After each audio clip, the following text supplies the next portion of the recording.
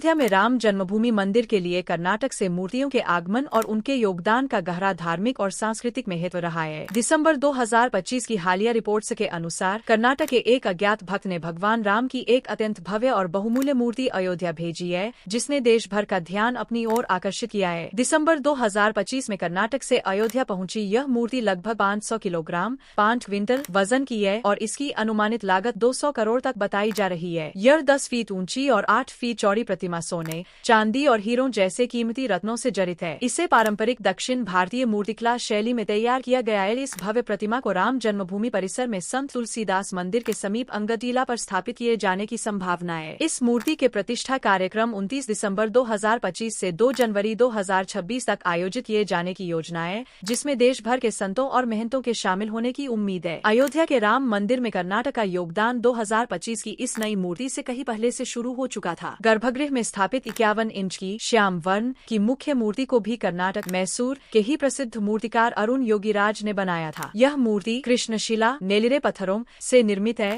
जो कर्नाटक के मैसूर जिले के पास से ही लाई गई थी। इससे पूर्व कर्नाटक के शिल्पकार राममूर्ति ने भी प्रभु राम और उनके पुत्रों की मूर्तियां बनाई थीं, जिन्हें अयोध्या के शोध संस्थान द्वारा खरीदा गया था। धार्मिक मान्यताओं में कर्नाटक को हनुमान की भूमि किष्किंधा माना जाता है। ऐसे में राम की भूमि अयोध्या के लिए कर्नाटक से मूर्तियों और शिलाओं का आना भक्त और भगवान के उसी प्राचीन अटूट संबंध का प्रतीक माना जाता है। अयोध्या में मंदिर का निर्माण कार्य दिसंबर 2025 के अंत तक पूर्ण होने की राह पर है और कर्नाटक से आई ये बहुमूल्य और कलात्मक मूर्तियां इस भव्य मंदिर की शोभा को और बढ़ा रही है।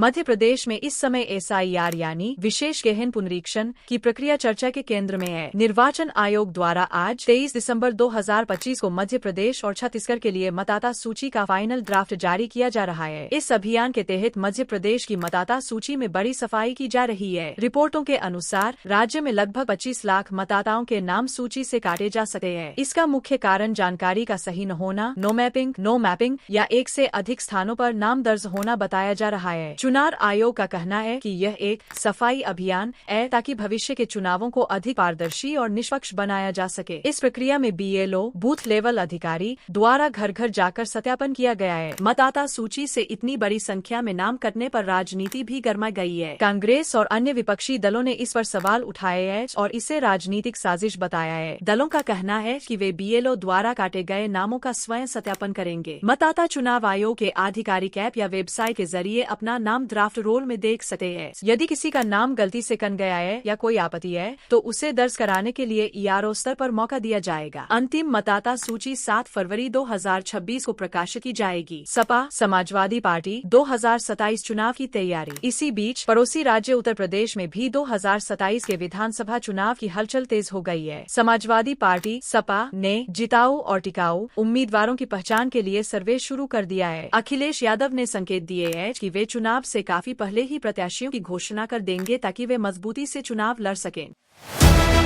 हरियाणा के कुरुक्षेत्र जिले में मंगलवार 23 दिसंबर 2025 को एक दर्दनाक हादसा हुआ, जिसमें बंद कमरे में कोयले की अंगीठी जलाकर सोने के कारण दम घुटने से 5 मजदूरों की मौत हो गई। यह हादसा कुरुक्षेत्र के पिपली रोड स्थित होटल स्टर्लिंग रिसोर्ट में हुआ। सभी मृतक उत्तर प्रदेश के सहारनपुर जिले गांव शेखपुरा कदीम के रहने वाले थे। वे पेशे से पेंटर थे और होटल में पेंटिंग के काम के सिलसिले में कुरुक्षेत्र आए थे। कारण कड़ाके की ठंड से बचने के लिए मजदूरों ने सोमवार रात खाना खाने के बाद कमरे में कोयले की अंगीठी जलाई और कमरा बंद कर सो गए। रात भर में अंगीठी से निकली जहरीली गैस, कार्बन मोनोक्साइड और धुएं के कारण उनका दम घुट गया। खुलासा मंगलवार सुबह जब काफी देर तक कमरे का दरवाजा नहीं खुला तो होटल कर्मचारियों ने खिड़की से झांक कर देखा, जहां 5 मजदूर बेसुध पड़े थे। पुलिस के आने पर दरवाजा तोड़ा गया और सभी को मृत पाया गया। पुलिस ने शवों को पोस्टमार्टम के लिए अस्पताल भेज दिया है और मामले की जाँच जारी है।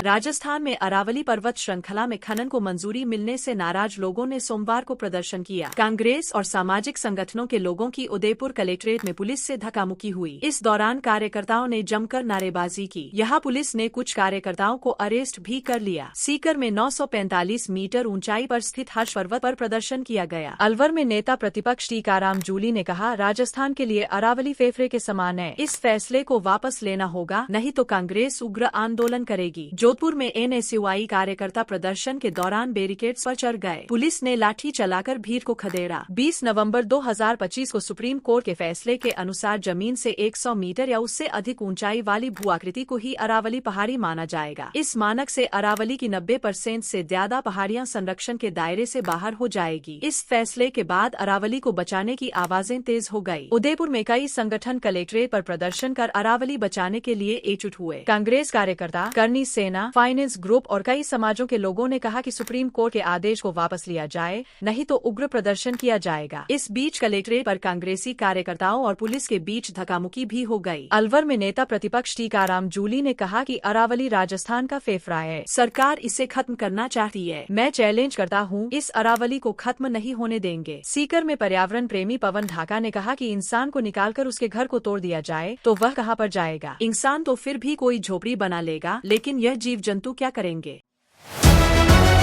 बांग्लादेश में 18 दिसंबर की रात हिंदू युवक दीपू चंद्रदास 25 की हत्या कर दी गई थी। आरोप था कि उसने इस्लाम का अपमान किया था। अब भारत में दीपू की हत्या में विरोध में जमकर प्रदर्शन हो रहा है। मंगलवार सुबह हिंदू संगठन विश्व हिंदू परिषद (VHP) के कार्यकर्ताओं ने दिल्ली में बांग्लादेश हाई कमीशन के बाहर प्रदर्शन, जो राजधानी ढाका से 120 किलोमीटर दूर मेमनसिंह शहर में रह रहा है। दीपू के भाई कार्तिक दास ने कहा है कि अगर मेरे भाई ने कुछ गलत किया होता तो उसका कोई वीडियो जरूर होता। कोई भी वीडियो मौजूद नहीं है। मेरे भाई पर लगाए गए आरोप पूरी तरह बेबुनियाद है। उसे जानबूझकर मारा गया। कार्तिक ने कहा है कि आजकल तो हर जगह स्मार्टफोन मौजूद है, बच्चों तक के पास भी मोबाइल होते हैं। ऐसे में किसी तरह का सबूत न होना बेहद संदिग्ध लगता है। जिसने भी भाई पर हमला किया उसने जघन्य अपराध किया है। मेरे भाई को पीट कर मार दिया गया, लेकिन कोई सबूत नहीं, कोई प्रमाण नहीं, कोई वीडियो नहीं है। मैं क्या कहूँ। यह बांग्लादेश के कई हिस्सों में लगातार हो रहा है। शुक्रवार, शनिवार, रविवार लगभग हर दिन यहाँ हिंदुओं की हत्या हो रही है।